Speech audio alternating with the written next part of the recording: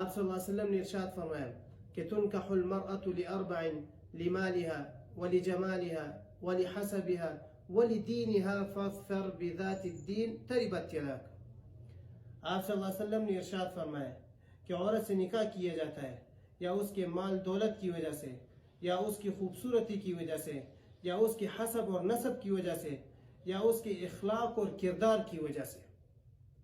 لہذا تم اس کے اخلاق اور کردار کو ترجیح دو تو تم کامیاب ہو جاؤ گے۔ اس لیے نکاح کرتے وقت لڑکی کی دولت کو نہ دیکھا جائے، لڑکی کی خوبصورتی کو نہ دیکھا جائے، لڑکی کے حسب اور نسب اس کے بڑے خاندان کو نہ دیکھا جائے، بلکہ لڑکی کے کردار، اخلاق اور اس کی سیرت کو دیکھا جائے۔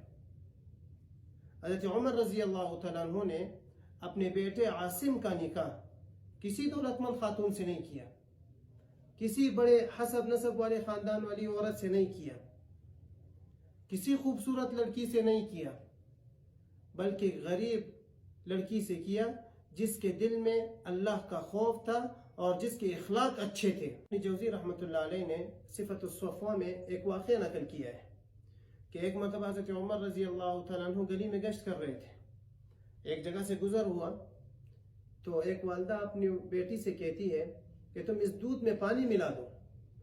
بیٹی نے کہا کہ امیر المؤمنین نے دودھ میں پانی ملانے سے منع کیا ہے۔ والدہ نے کہا کہ امیر المؤمنین تو نہیں دیکھ رہے ہیں۔ بیٹی نے جواب میں کہا کہ امیر المؤمنین تو نہیں دیکھ رہے ہیں، لیکن امیر المؤمنین کا جو خدا ہے وہ تو ہمیں دیکھ رہا ہے۔ حضرت عمر رضی اللہ تعالیٰ عنہ نے اس گھر پر نشان لگایا اور چلے گئے۔ صبح ان دونوں کو بلایا اور کہا کہ میں نے آپ کی رات کی گفتگو سنی ہے اور بہت متاثر ہوا ہوں۔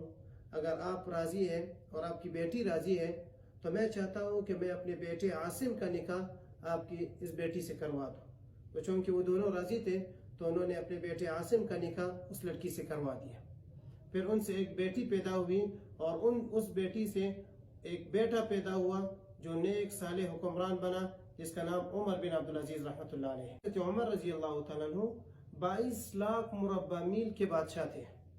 اگر وہ چاہتے تو اپنے بیٹے کے لیے ایک مالدار خاتون کا انتخاب کر سکتے تھے، اگر وہ چاہتے ایک بڑے خاندان والی عورت کا انتخاب کر سکتے تھے، ان کے لیے کوئی مشکل نہیں تھا، لیکن انہوں نے ایک غریب لڑکی کا انتخاب کیا جس کے دل میں اللہ کا خوف تھا اور جس کے اخلاق اچھے تھے۔